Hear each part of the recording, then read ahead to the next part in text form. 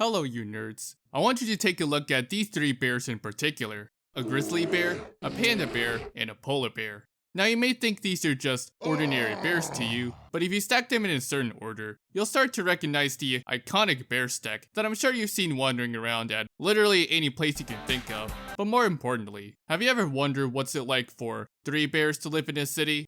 That is what We Bare Bears is all about. We Bare Bears is this fun slice of life cartoon that follows the simple daily lives of these three main bears, Grizz, Panda, and Ice Bear, while they attempt to integrate themselves into our civilized society. Mostly in the San Francisco Bay Area, these bears seem to be struggling to find their place in our world, whether it's getting food, making friends, trying to become internet famous, or even getting a job.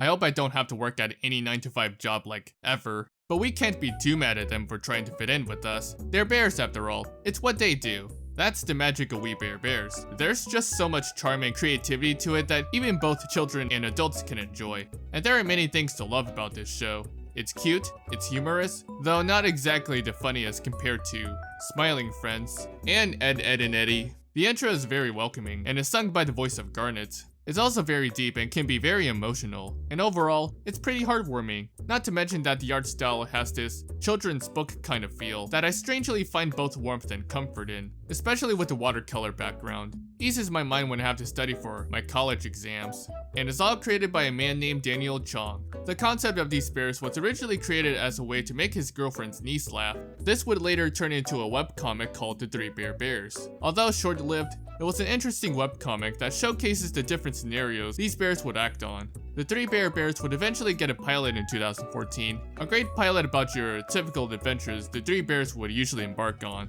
I personally find it interesting how the cave looks a lot different than one we know today. And also, the pilot has ice cream cake? Holy shit, how did they know I love ice cream cake? Then a year later, We Bare Bears would officially air on Cartoon Network, with 140 episodes, 15 shorts, and a movie to end things off. Damn, I can't believe it's already been 4 years since the show ended. I remember the first time watching the show when it first aired, and I thought it was pretty neat. Though it didn't resonate with me at first as a kid, but now that I'm a grown adult and decided to binge watch the entire show, let's just say, I'm really appalled that there aren't many people talking about it. We already got so many good videos about Steven Universe, the Big Three, fucking Clarence and all that stuff, but not We Bare Bears. Seriously though, this show got fucking merch everywhere. There's even a We Bare Bears themed cafe in Singapore. You don't see a Steven Universe themed cafe anywhere in real life, do you? I heard from a college friend of mine that stores like Miniso have so much We Bare Bears stuff. I've never been to Miniso before, but I would love to go there someday, just to buy all that cool stuff. We've also seen references? I don't know if I'm saying it right. We've also seen references to anime, boba tea, Asian snacks, Korean drama, and K-pop, even collabing with Monsta X. And this is coming from a Southeast Asian guy who has barely listened to K-pop and have never watched a single K-drama in my life. I only watch anime and read manga. The show also had Bo Burnham and T-Pain as special guests, had an Easter egg in Fallout 76, believe it or not, and teamed up with fucking Nintendo, which is why I'm making this video, because this show barely gets all the attention it deserves. Yeah, I know, I'm terrible at making jokes. Also, I don't plan on talking about the spin-off series in this video, even though I find it amusing that Toby Fox, the creator of Undertale, made a guest appearance in that show. Oh, sorry about that. I just get nervous easily. We Bare Bears centers around these three bear brothers named Grizz, the extroverted leader of the bears, Panda, the introverted soft one of the bears, and Ice Bear, the mysterious gifted of the bears. These bear brothers live in the iconic bear cave that looks like a really fun place to hang out. And when I say they're brothers, I mean they're adopted brothers, who are three different types of bears. All these bears want to do is to live among us humans, and for some reason, no one, not even an average person, seems to care or even question the fact that three bears are casually roaming around the streets. But what makes these bears special? That I'll try my best to explain. Starting with Grizz, he is the eldest, the leader, and the most friendly of the bears, a bear who wants to make sure his brothers live a long, happy life. He's also very outgoing, as he's usually seen trying to befriend the humans, but he doesn't seem to understand social cues or boundaries. Like, he always tries to chime in on whatever activities people have going on, uninvited, and when he tries to invite them over, they just don't seem interested. Maybe the bears just need a bigger TV or something, though sometimes he tends to act a bit childish, slobbish, and he likes to eat a lot. Usually grizzlies are gluttonous for the winter, but in this case, Grizz can't hibernate. But we can't be too mad at Grizz. After all, making friends with all kinds of people sounds like a dream come true. I mean, who's he gonna share all his salmon bagels with, and more importantly, who wouldn't want to be friends with this happy-go-lucky grizzly bear? Even though he's loud and reckless at times, he may be a grizzly bear, but his optimism is so strong that his big bear hug can release all your anger. And let's not forget that he loves to help people. You can always count on him to take out the trash, walk the dogs, or even save a pet from a crazy scientist for you. Heck, even his cheer can boost people's performances. There's no way you can bring down his optimism, right? You know, despite not growing up with any parental figure, all he wants to be is a perfect role model for his brothers. Being the oldest sibling that he is, he cares a lot for his brothers and tries his best to do what's right for them, setting an example for them, even when he's not good at it. His brothers will follow him wherever he goes, even joining in on his schemes, because that's what families do. That's what Grizz wants to do, to become the best alpha bro there is. Hopefully Grizz isn't one of those alpha males that believe in the whole Matrix crap, but why become the best alpha bro? Maybe that's because he loves action movies. So much so that he decided to create Crowbar Jones, a web series that involves one of the greatest action heroes of all time. He is the master at everything known to man, and once punched a guy so hard, he sent him to space. So fuck The Rock, fuck Tom Cruise, fuck Arnold Schwartz, I'm not gonna say it, and fuck Todd Eagle. Crowbar Jones the best of the best. And I also love how Pando is an exaggerated version of Panda. If there's ever an official Crowbar Jones series, I would unironically watch that shit. We need more of Crowbar Jones and his super duper awesome skills for the world to see. Seriously though, that would be fucking amazing. Next up, we got the Pan Man himself, Panda, the middle child, shy, and the most sensitive of the bears. Sensitive because he's physically weak, allergic to almost everything you could possibly think of, tends to be a whiny bitch at times. He's afraid of Germa 95, I'm just kidding, he's afraid of germs. He's vegan, has an inhaler, and he has to wear contact lenses. Why so weak? So weak. He also has the cutest sneeze. Panda is the link that holds the bears together, making sure they stay out of trouble, and being knowledgeable when it comes to technology. He also likes to spend a lot of his time on the internet, going through social media posts, dating apps, and watching a lot of videos. Probably VTubers if you know what I'm saying. And maybe a bit of Trash Taste podcast, which makes him chronically online. So chronically online that he can post 50 Snapchats in 1 hour. And he tries so hard to become a social media influencer, but fails miserably at it. And he's very attached to his celly. Did I mention that he's a weeb? Which, nothing wrong with watching anime, because I also love watching anime. I even made videos about it. If you ask me, he's probably the type of person to play a lot of Genshin Impact and Honkai Star Rail. Why play these games when you could just play Touhou instead? You can see that Panda is a huge anime fan, that he even draws one himself. Why does he have a Katsuna? Not to judge his artistic skills or anything, but what is this? Why does he draw like a 3rd grader trying to draw anime? If this was his art skill since he was a cub, then I don't know how he didn't use that time to improve. Couldn't he just like, I don't know, study other people's art styles? Watch some tutorial videos? Maybe he's just purposely holding back. Like in that one episode where he painted the best painting ever. I wish he could have used that to whip up some sick anime art. And since he likes to read manga, he should probably start reading this particular manga series called Blue Period. Great manga by the way, highly recommended since Panda could learn a thing or two about art. While he may be great at his creativity and knows a lot more about technology and the internet than the other bears, let's not forget that he fucking sucks at talking to girls. Not once in the entire series has he got a single girlfriend. No joke, he would probably cry over an internet girlfriend who probably doesn't even exist. Have you seen what his search history is like? I don't think I want to know what he does in incognito mode. And he tries so hard to be cool like Grizz, but is too cute to do so. Maybe he should have used his cuteness to attract some chicks, but I guess not even his cute sneeze could get him a single girl.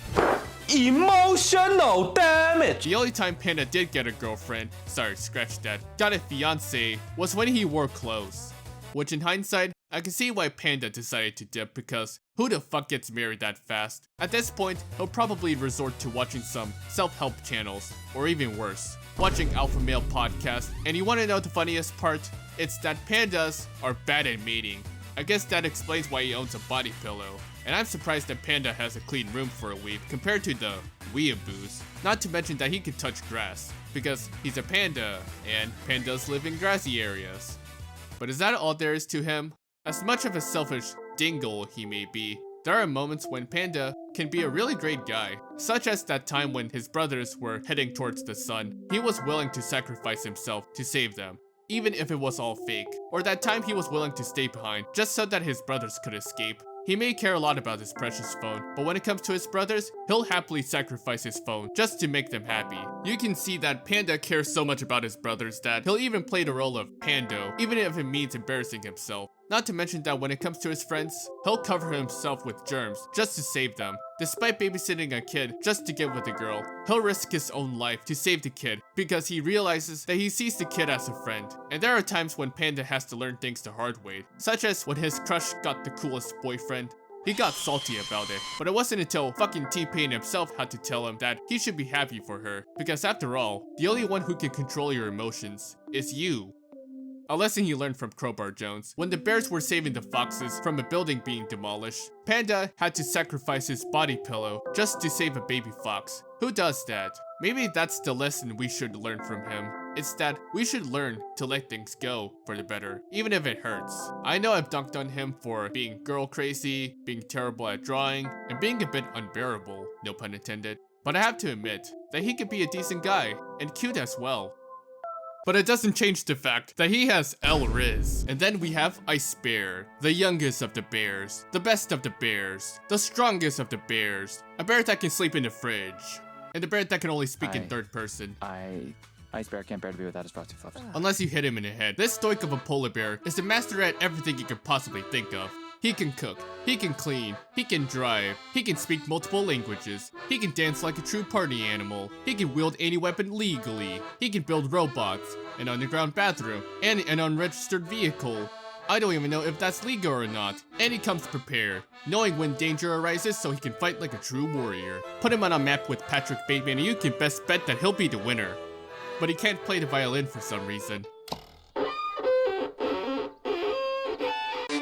Although Ice Bear is quiet and rarely shows any emotions, he delivers some of the best lines of the entire series. All Ice Bear's friends are future enemies. Oh. Ice Bear appreciates they didn't force romantic subplot. Ice Bear thinks he's a solid 6. The world isn't ready for what Ice Bear can do. Which fits very well with his deadpan personality. He even has his trusty Roomba that can do all the cool shit a normal Roomba can't do. And if it ever gets stolen, he'll fucking pull a John Wick and do everything to get it back. While he likes to spend most of his time alone doing his own thing. One must wonder, is Ice Bear a criminal?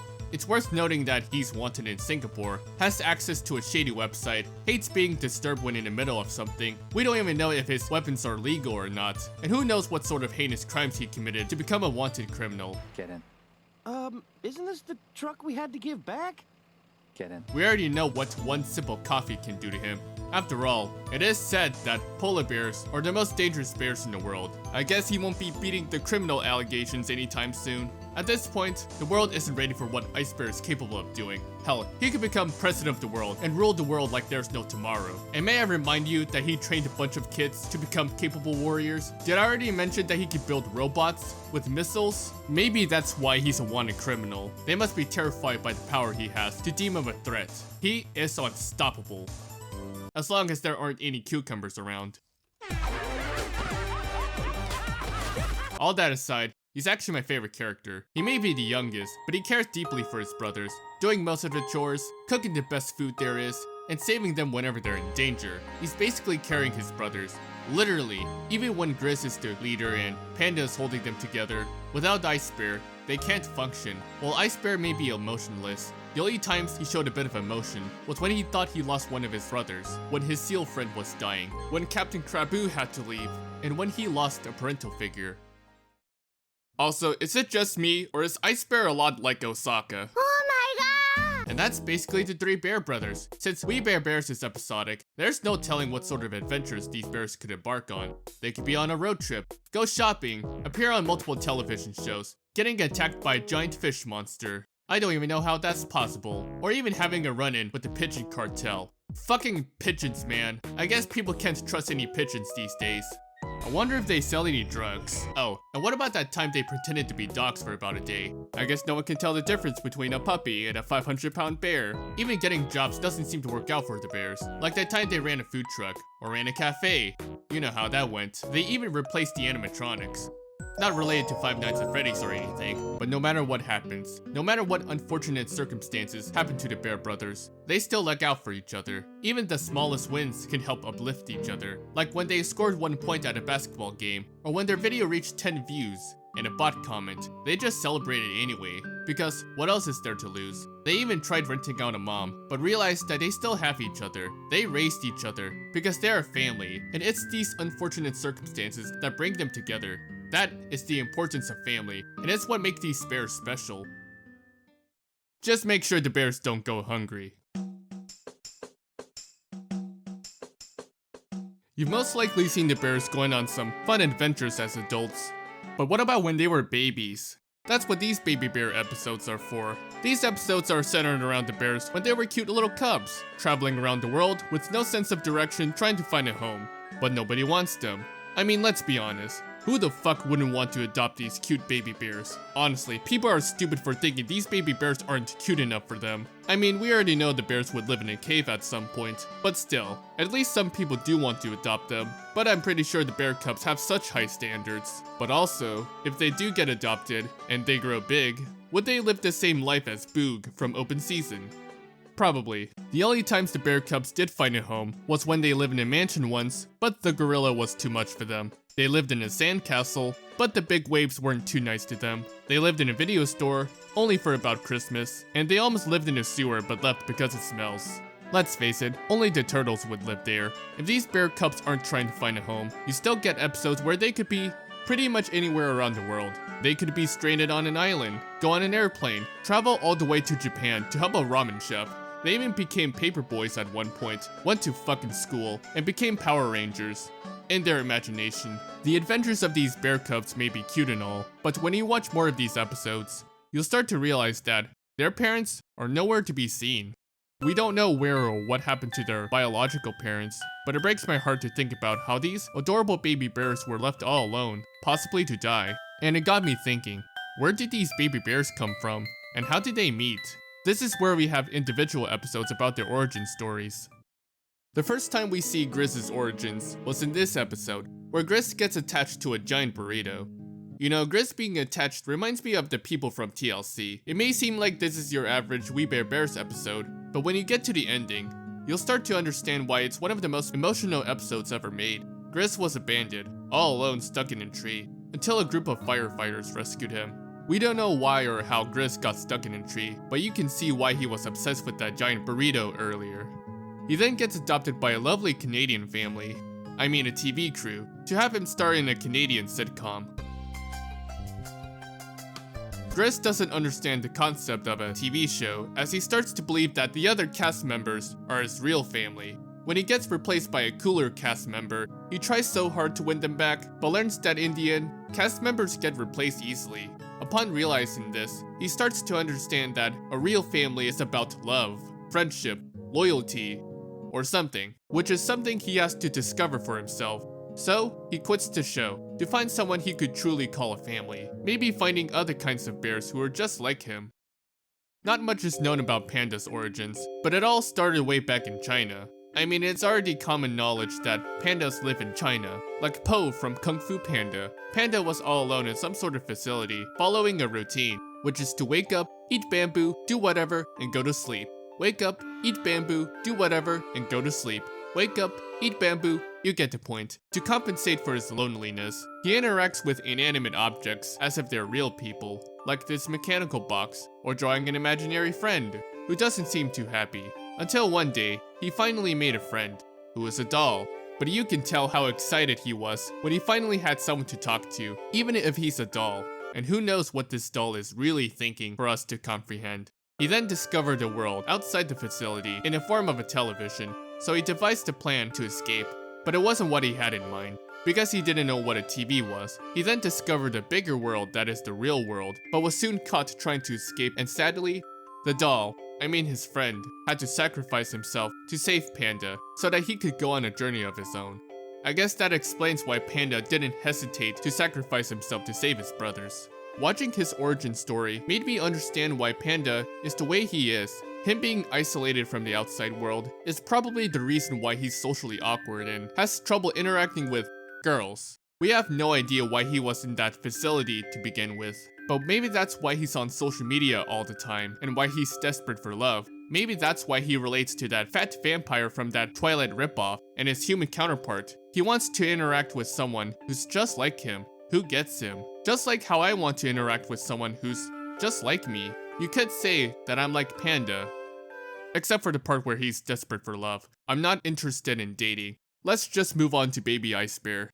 You may think Ice Bear is all perfect and cool with his skills and personality, but no one is born perfect. In fact, his backstory is a bit heartbreaking. It all started in the Arctic, all alone trying to survive after his parents were seemingly killed. He barely had any skills to survive on his own. That is, until he met Yuri. Yuri was his mentor, a father figure. He taught him everything he knew: how to cook, clean, fix, wield an axe, learn the Russian alphabet, and he became so good at math that he even taught Yuri himself. It was at this point that Yuri started to see him as family, even teaching him the most important life lesson he'll never forget. You see, the world may be unkind to you, Malenki, but it benefits no one to return unkindness with unkindness. Promise, Yuri, you will always be kind to others. Ice Bear soon discovers that Yuri had a family of his own, possibly long gone by now, so he decides to make him a gift, possibly to remind him that he's not alone, but it made him angry. Whatever happened to Yuri's family must have devastated him. Ice Bear felt saddened after running away, but then got trapped. Knowing that he was in danger, Yuri decided to save him, making sure the poachers didn't go near him. And to me, it's honestly heartbreaking to see that Yuri had to lose him to ensure his safety. But at least Ice Bear has Yuri's axe to remember him by, and Yuri will still remember the good times he had with Ice Bear. After arriving in the UK, he was unfamiliar with this new environment that he was struggling to survive yet again, and it's where we meet a couple of delinquents that Ice Bear decides to join them and learn a bit of street smarts to survive, and causes some mischief. Kinda explains the criminal habits he has today. Ice Bear felt like he was a part of something, but it led him into a dark path. When trying to get revenge on those who mistreated him, he remembered Yuri's words that despite how terrible people can be towards you, you can't return unkindness with unkindness. And then the cops shows up. Everyone panics, but Ice Bear uses his quick thinking to escape the cops, and right after saving the delinquents, they part ways on good terms, and so, Ice Bear goes on a journey of his own. So, whatever happened to Yuri? Not much is known about him since, but I was hoping that would be answered in Icy Nights. For real though, the vibe kinda reminds me of Hotline Miami. And John Wick 2, I guess. This is arguably one of the best Ice Bear episodes, where we get to see a side of him that we didn't know existed, going into his past a little, and I wish there was Icy Nights 3. While these two episodes are mainly centered around Ice Bear's Roomba, the main thing I want to talk about is the relationship between Ice Bear and this character named Yana. These two knew each other for a while, possibly in love, went on adventures that we never saw throughout the show, and it was revealed in Icy Nights 2 that Yuri is Yana's father, which is why I wanted Icy Nights 3. That would have been a great way to answer questions about Yuri's whereabouts. The only theory I can come up with is that maybe the Techie Gang has something to do with Yuri. Who knows? Not to mention Yuri's axe. Whatever happened to Yuri's axe? Did something happen to it? It's why I'm disappointed that We Bare Bears ended too soon. I want to know if Ice Bear, Yuri, and Yana will ever reunite again, and maybe how Ice Bear lost Yuri's axe. Maybe make a movie about it. Just please. I want to know. For how these bears met, Grizz was wandering around the world in search of a new family. It was there he met Panda, who was stuck on a train track, until the train was coming.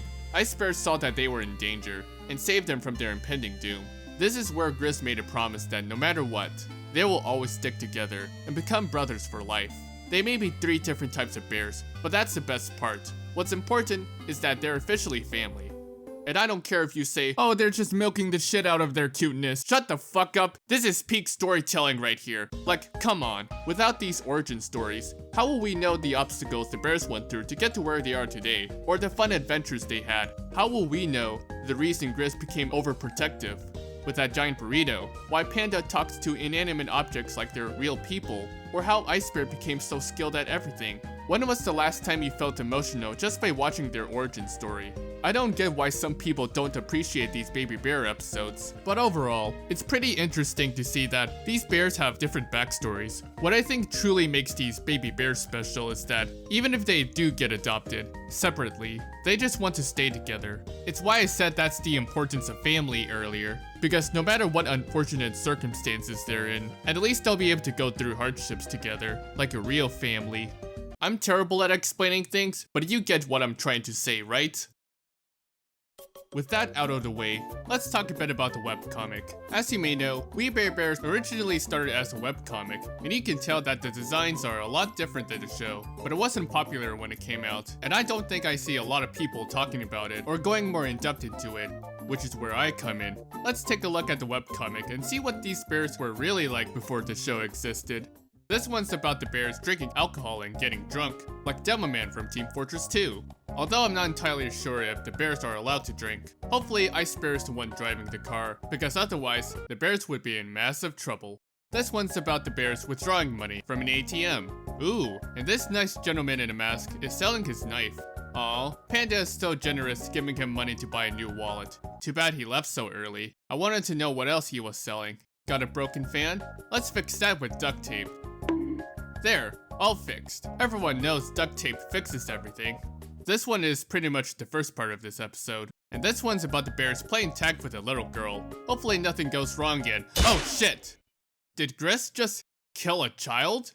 I did not expect We Bare Bears to be so fucking dark, man. What I find interesting about the webcomic is that each title starts with the topic of the comic, and then just the 3 Bare Bears. Notice how this title reminds me of Goldilocks and the 3 Bears. And then cross it out because Gris killed her. Gris's personality is a bit plainer than his extroverted self, and baby Ice Bear can speak, while he doesn't in the show, but can speak in the spin-off series. The best part for me personally is that I can hear their voices from the show when reading their dialogues.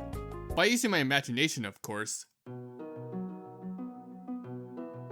Throughout the show, we've seen the bears try many ways to fit in with us humans and be seen as cool. Like when they bought tote bags for that reason, only for them to buy way too many bags than necessary. Or when they tried to become internet famous just to be respected, but nobody watches them. Except for this one. It's honestly sad to see how these bears are being treated poorly by some people, and you can see that only the forest animals understand their struggles. But why though? These bears are fucking adorable. How can anyone treat them like shit?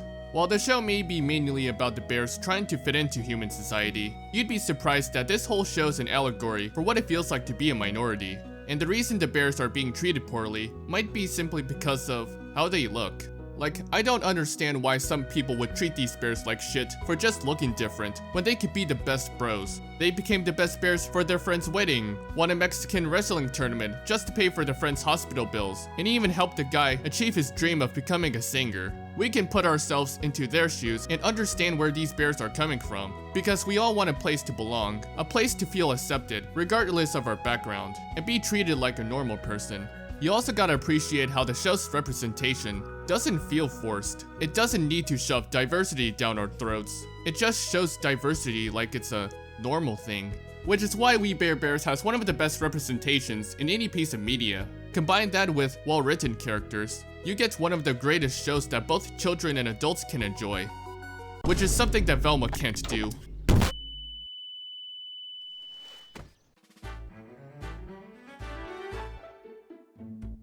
Now that we've talked about the main characters and their desire to fit in, let's talk about the side characters and see what makes them unique. Starting with Chloe. She's a 10-year-old Korean child prodigy who is attending college.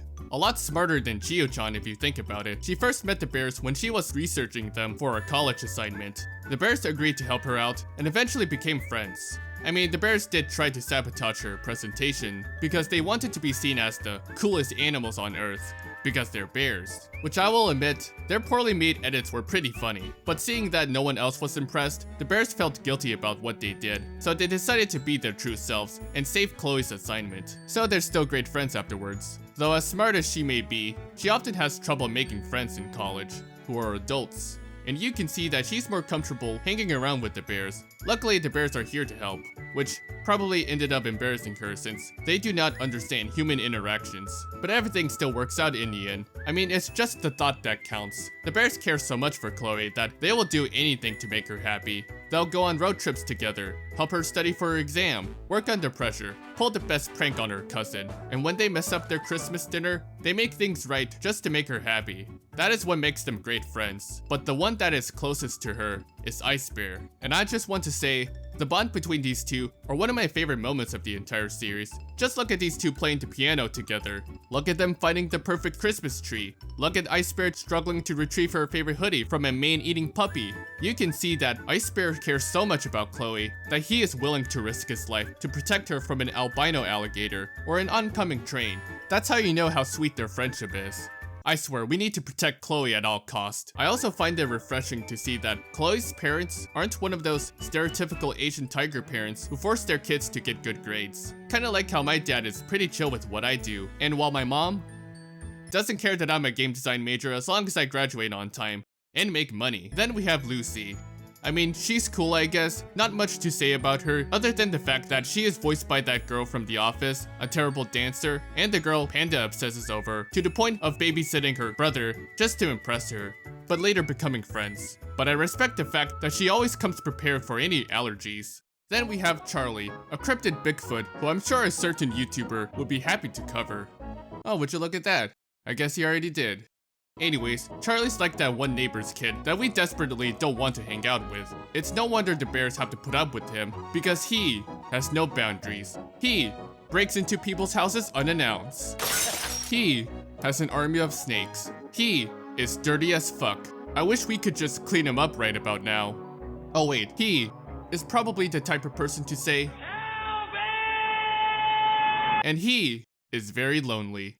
And I can understand why. Charlie has been alone for almost his entire life, trying to live a peaceful life, and that time was spent trying to keep a low profile because of his fear of humans, and cameras because they just want to take pictures of him without consent. The only ones he can truly call a friend are the animals, including the bears. Despite him being a bit annoying, I think we can all empathize with Charlie wanting friends to hang out with, and we can all agree that Charlie's one of the silliest characters in the entire show. Heck, even the bears care so much about him that they'll scare off the locals just to save Charlie's private lake, and they're willing to lose their reservation at fucking chicken and waffles just to spend time with him.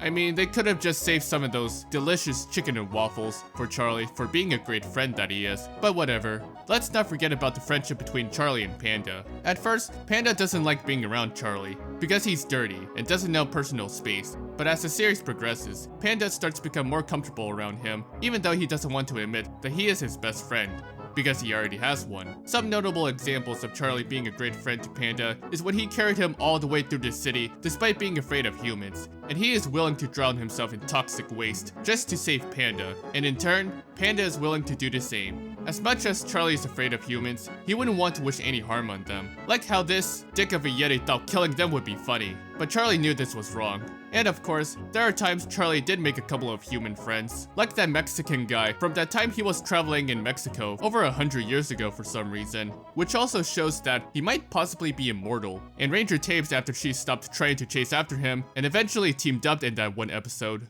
Speaking of Ranger Tapes, meet Dana, also known as Ranger Tapes. She's a badass forest ranger who dedicates her job to protect the wildlife, all in the name of justice. But one mistake could make her quit her job and sell pine cones online. Somehow. You can tell that she loves her job very much, that she takes even the simplest, smallest things very seriously. Like when her perfect sandwich gets stolen. She literally had to interrogate everyone until we find out it was her dog who stole her sandwich. To make things more insane, she once caused a major car crash in the city just to save a baby bird. Just make sure the bird doesn't go near Germa 985. She's also the leader of the Poppy Rangers, and her badass personality goes so well with her leadership skills. She wants to inspire the young girls to become something greater, because they want to be like her, and she'll enlist the help of Driz to do so. After all, Driz is perfect for being a positive role model. His cheer won them a kickball game in that one episode, and he has the responsibility to keep the Poppy Rangers safe from any harm and make Ranger Tapes proud. Not so much of a cave expert though. Ranger Dave's personality, leadership skills, and determination are what I admire about her. It really pisses me off that people would belittle her just because she blowed things out of proportion. She's passionate about her job more than anything. She knows when the forest is in danger from miles away, and she wants to help people and make the world a better place, even if the problem seems small, because she cares. That's why she's willing to help the bears whenever they need one. That's why she stopped chasing after Charlie to expose him to the world, because she realizes that a forest ranger should be protecting the wildlife, including Charlie. And in my opinion, that is what makes her a great character. Then we have Daryl. Most people would think that he's just some pathetic dweeb that sells mouse pads and lives in his grandmother's basement. But I say, he's actually the coolest guy out there. He once got himself arrested at the airport just so that he could bring the Bear brothers back together. And he also got to marry the coolest wife there is. If there's anything bad happening to Daryl, like when his store was about to shut down, no matter what happens, he just stays optimistic, because the bears are there to help him. That's what I love about Daryl. And if I ever see any comments saying otherwise, well, then you're just fucking stupid. You are stupid! Not a big surprise. Like, come on. I think we can all agree that we need a Daryl in our lives. Too bad he has less screen time. I wish we could have seen more of him, especially the bears' counterparts, Griff, Tom, and Isaac. These guys are a lot like the bears, except Griff is a badass mall cop, Isaac sleeps in a walk-in closet, and Tom has a very bad sense of fashion. But he's still best friends with Panda. Funny thing about Tom is that he reminds me of a couple of my IRL Asian friends who also love watching anime, drinking boba tea, and listening to K-pop. Except for the kidnapping part, and most of them play fucking Genshin Impact, Valorant, and League of Legends. I, on the other hand, barely played any of these games and choose not to, and would rather play Team Fortress 2 instead. Is what I would have said if Valve actually got rid of the fucking bots. Anyways, I don't have much else to say about the human counterparts, other than the fact that I just know for sure I want more of them. You know, I've noticed that there are a couple of background characters that we've seen multiple times, like in SpongeBob. We've seen the mailman multiple times, and Dr. Clark as well. Would be interesting if these guys got their own episode about their daily lives, just like how Fred got his own episode. Oh, and what about Officer Murphy? He barely appeared in the show, but played a huge role in the movie. I think he should get his own episode too. Not Ralph though. Fuck Ralph. Ralph is probably the type of person to punch a guy and then say, It's just a prank, bro. It's just a prank. And finally, the last side character I want to talk about is Nom Nom. Nom Nom is a cute internet celebrity who happens to be a dick. He's exactly what every shitty celebrity would be like when they become famous. A selfish, greedy jerk who only cares about fame, often acting like a spoiled brat with anger issues, which is pretty fitting for a koala. Exactly why some people would say, never meet your heroes. Nom Nom will do everything it takes to stay on top, even getting the bears killed just to do so. Which I doubt he'll ever stay on top considering that Mr. Beast just became the most subscribed YouTuber of all time. Maybe Nom Nom should consider collabing with Mr. Beast. I could already imagine him and the bears in a Mr. Beast video like, I just bought this entire island. I have 3 bears and a koala, and the last one of you to leave this island keeps it. Or maybe just put Nom Nom in a boxing ring with Andy Banks and that would have been peak content.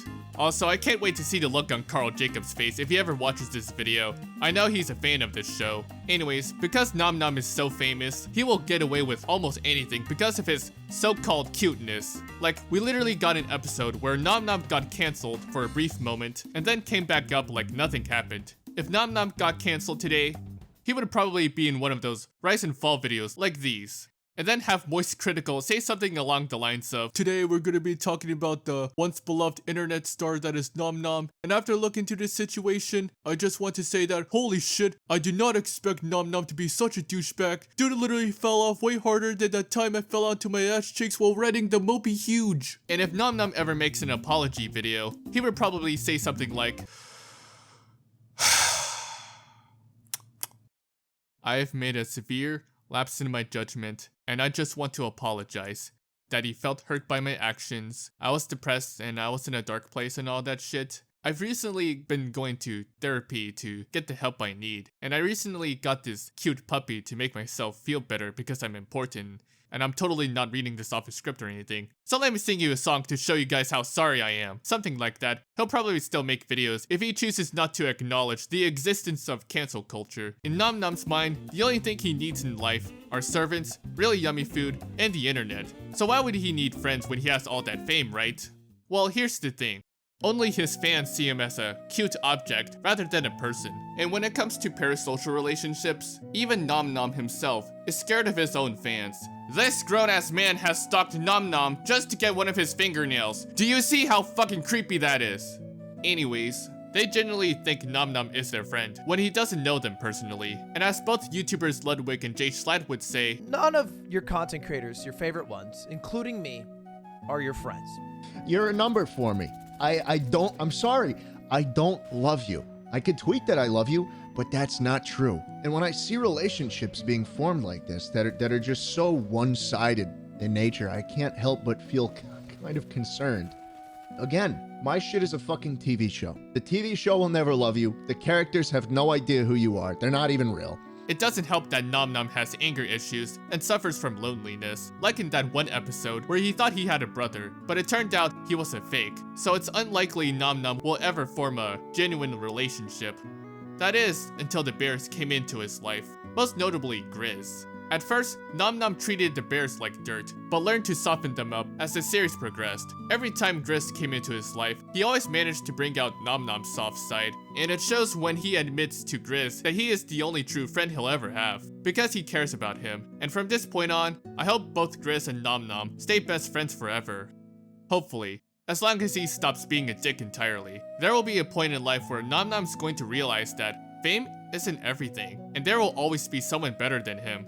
Like Mr. Beast, so he might as well retire while he still can, just like all the other YouTubers that have retired. If there's anything I've learned about these side characters, it's that most of them struggle to make friends. And I kind of find that relatable because I used to struggle to make friends as well, and it's something I, including the other characters, am working towards improving on to this day, even after I do manage to make some friends in college. Maybe that's why this show is very special to me, because there are moments that I can relate to a lot. Especially when it comes to the internet and technology.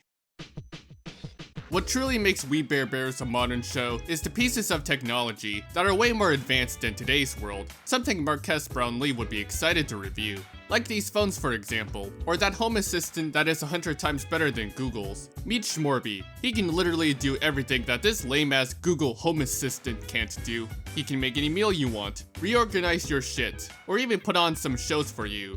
If you're a lazy bitch, I wish we had that in real life, but will these pieces of tech age well in the foreseeable future? Who knows, but with the rapid rise of AI, I'm kinda scared of what the future holds for us. But let's not worry about technology too much when we have the internet to talk about. We Bare Bears shows a lot of references relating to memes, pop culture, and even YouTube. Well, only in the early days of the internet. Back then, YouTube was a positive place to post viral cat videos, memes, and share your creativity with the world. But nowadays, it's all about becoming famous, farming content, blatant copying, plagiarism, getting sponsored by Raid Shadow Legends, clout chasing, and being fake. All to make some motherfucking money! I mean, nothing wrong with becoming famous and making money online, as long as you're passionate about making videos and not throwing away your morals to do so. While some might argue that the usage of these internet trends can be considered cringy, I personally find them pretty charming, even though some of them may come off as trying to be hip and cool and all that stuff. I mean, smiling friends can do it better. But to be fair, this is a 2015 show after all. Even the writers are aware that some of these trends and memes become obsolete so goddamn quickly. I also find it funny how this web show called Morning with Mary kinda reminds me of Philip DeFranco, Scarce, and of course, The Garden Gnome. When it comes to covering internet drama that no one cares about. Oh my god, who the hell cares? Throughout the show, we've seen the bears try multiple ways of becoming internet famous, but unfortunately, their videos don't go viral overnight. Pfft, of course, it never goes viral overnight. You gotta learn the whole YouTube game first. Try studying the YouTube algorithm. Maybe try studying Mr. Beast and learn how titles and thumbnails work. And if they want, the bears could try to make their videos over 8 minutes long to get all that ad revenue, or resort to making short form content. I'm looking at you tapes. Just show us how to make that goddamn Pinecone man already. Nobody needs to know about fucking fire safety and some shit. Put in some ADHD type of editing because it's the age of the short attention span and the rise of the iPad kids. Saturate the thumbnails or put their faces in for brand recognition. And loud equals funny. or just watch all those trustworthy YouTube gurus, as if they're really going to help you. So yeah, that's how the bears could become internet famous. Just don't make it obvious that you're a shitty clickbait copycat. Is this what YouTube has become? I thought being a YouTuber meant being yourself and making content you actually enjoy, not doing it mindlessly. Besides, we still have some great content that's still being uploaded today. We got great video essays, fan animations, indie animations, gaming content, some of the OGs are still here, and some other great content that I can think of. After all, isn't this what YouTube is supposed to be about? Making videos just for fun? And being yourself? That didn't stop the bears from making videos, and I like to think that they're just making videos just to have fun and make all those great memories that I'll never experience again. The reason why I'm talking about this is because I kinda relate to Grizz when making videos online, because I too want to become internet famous and meet all sorts of cool people. But I don't want to be fake and sacrifice my creativity to do so, and I hope that if the bears do become internet famous, they better not let all that fame get to their head. Like in that one animatronic episode, where the bears did become famous by lip-syncing an awesome song, but it broke them apart because they had different ideas. Damn. I just realized I sound like T-Pain when talking about how deep this show is. The last thing I want to talk about in this video is the movie, with the simple plot being the bears going on a run to Canada after causing a major blackout all over the city, with the main antagonist Agent Trout wanting to lock them up and put them back where they came from, all because the bears are just being bears. Apparently that's more egregious than literal kidnapping. This movie has everything you need for its conclusion. We got a fun road trip, drama, comedy, a bit of cringe, uplifting moments, and fucking sadness. Because the scene where all the other bears are locked up in those cages made me feel a bit sad for some reason. On the inside, anyone who has watched the movie would know that this is the amount of people who love Agent Trout. Exactly. This guy is committing literal animal cruelty. Overall, it's a good movie that teaches us a good lesson about accepting others, no matter their differences. We also got to learn how the bears met, and we finally got a happy ending where the bears finally fit right into society. That's what the bears wanted all along, right? To feel accepted for who they are. Wait a second, with the end of season 4, it would make sense to end things off with the movie, right? However, I do have one major complaint that involves the side characters, but I'm going to save that for later. And there's really nothing else I can add here since there are already a couple of good videos that do a better job explaining the movie than me, so I recommend checking them out. But the one thing I do have to add is the usage of so many outdated trends and memes. Listen, I get it, right? They use a lot of them, and I agree that most of them aren't even that funny. Maybe it's a tribute to the old internet trends, but let's think about it this way. The bears want to fit into society, right?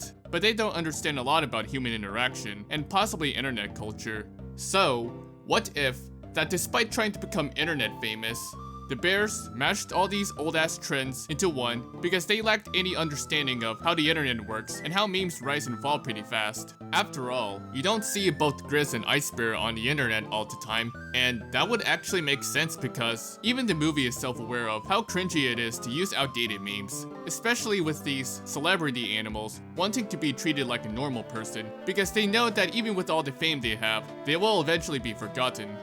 Just like how most of us have forgotten about this guy. Which is why I think it's a genius move for the crew. At least, it's what I like to think. Let me know what you guys think in the comments below. Anyways, despite the happy ending, I still feel a bit unsatisfied. Something feels missing. I couldn't help but feel that there are still a couple of things that need to be said. And this is the part where I get to the one major complaint I have for the movie. The side characters didn't even do shit. Of course, they disavowed Agent Trout for locking up the bears, but why didn't they play a major role in the movie? Where the hell were the bears' counterparts when the bears were being chastised? Nom Nom was only seen once, and it's him being an asshole to the bears. Whatever happened to the friendship between him and Grizz? The only side character that kinda did play a major role in the movie was Charlie. He's honestly the last person I expected to play a major role, yet he did way more than all the other side characters. I know this is a movie that mainly focuses on the bears, but I was hoping the side characters would help the bears a little, but it just feels like a slap in the face because we never got to see more of the side characters. They're just there. And worst of all, we never got to see some of these side characters interact with each other. We may already have an episode with both Ranger Tabes and Charlie, but what about an episode with Chloe and Tabes? even meeting the Poppy Rangers, or maybe an episode about Chloe meeting Charlie. I think those would have been interesting episodes. If only We Bare Bears had just one more season, that would have been a great way to explore these new character dynamics. And this would have also been a great way to finish the Icy Knights storyline because we still don't know about Yuri's whereabouts, and I wish we get to see more of Yana as a character. We don't even know how both Ice Bear and Yana met, and what the hell happened to Yuri's axe. If it's a budget issue, then I can understand that, but it just sucks that the show ended too soon. Just like how Infinity Train got cancelled way too early without 4 more seasons. Come on, Cartoon Network, what the fuck were you thinking? But still, even with these unanswered questions and unexplored character dynamics, We Bare Bears is still one of the greatest Cartoon Network shows of all time. Honestly, I have no idea how I should end off this video. I've pretty much talked about everything I wanted to say about this show, from the characters, their origins, themes, fucking YouTube, and even expressing my thoughts about the movie and unanswered questions. It's fascinating how We Bare Bears originally started as a collection of drawings trying to make Daniel Chong's niece laugh, to a webcomic that no one pays attention to, and to an actual show everyone knows and loves. We Bare Bears is just this comfy show that I don't think a lot of people seem to appreciate enough. This is one of these shows that puts a smile on my face because there are many moments from the show that I can relate to a lot. I'm like Grizz when trying to make new friends. I'm like Panda when being socially awkward and liking anime. I'm like Ice Bear when being quiet. Too quiet. Do you see why I identify with a lot of characters who are just like me? In my opinion, I don't think we'll ever get another show just like that. And with that being said, thank you Daniel Chong for creating such a wonderful show that is We Bare Bears. And now would you excuse me?